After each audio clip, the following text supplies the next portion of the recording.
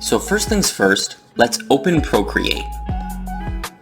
This is our gallery, so all our old files live here. Let's press this plus button in the top right corner, and we have a whole bunch of canvas sizes. I usually like to choose screen size. This view is great for drawing, but we want to animate, and I don't see any animation tools when I look at the screen. So we need to press this wrench icon and turn on Animation Assist. There we go. Our animation tools show up at the bottom now. So the first thing you notice is this square box, which is called a frame, and that's where we draw our animation. If we click on it, some frame options pop up. We can make it a background or foreground element, we can delete it or duplicate it, or hold it for a certain number of drawings. I want to start animating, and to animate we need more than one frame. So let's add a frame here, and now we have a blank, we can think of it as a blank sheet of paper to draw on. But what happened to our drawing? That's called an onion skin, and that just shows us our previous drawings.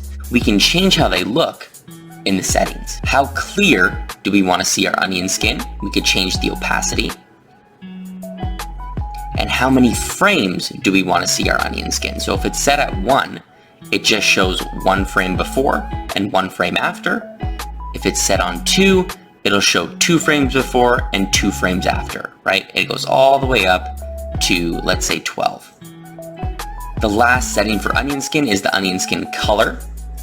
So the previous frames from our current frame are all displayed in red, and the frames after our current frame are going to be displayed in blue. We can change those to whatever color we want. You notice a few other settings, but I'm going to make a short animation to explain them better. We have a simple 5-frame punch animation.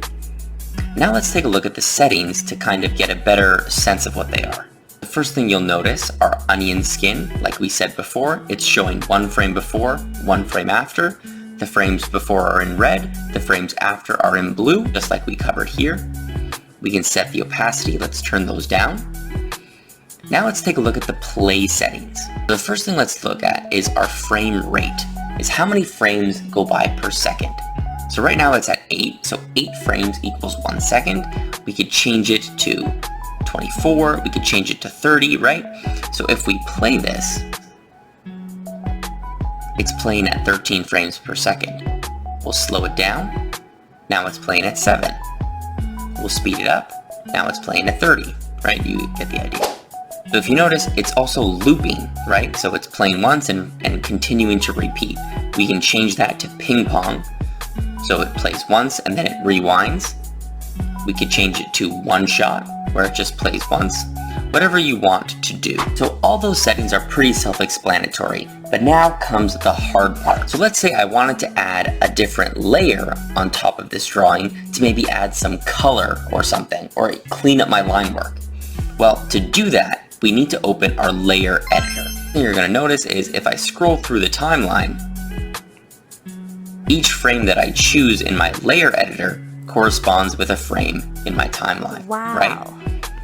So if I wanted to add, let's say a layer for color, let's add a different layer. But see what happens? I get a completely new sheet of paper, and I don't want that.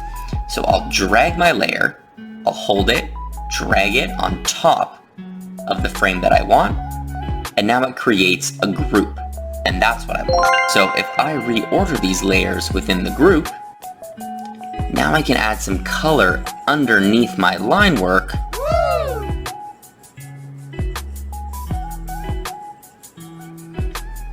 And when I scroll through, it's only contained to this layer. So whatever you want to do, you just need to group your layers together to stay on the same frame. This opens up a whole bunch of possibilities because now I can use Procreate's blending modes, I can change the opacity, I can use more textures and colors to really get some cool effects in my animation. So just remember, grouping things keeps them on the same frame. So just before we go, here are some other useful tips.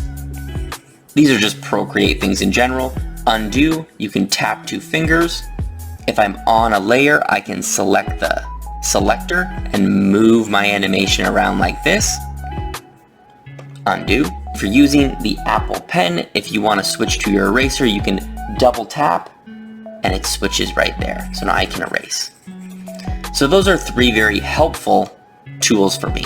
Those are the tools that I use to get started animating in Procreate. The best way I find to get used to the software is to experiment and have some fun with it. So any questions about the video, anything you're unsure about, anything I missed, let me know in the comments and I'll do my best to answer. I love Procreate because it's mobile. Whenever you're feeling inspired, you can just jot things down really quick, right? So animating on the go, it's really great for that. That's it for now. I'll see everybody in the next video.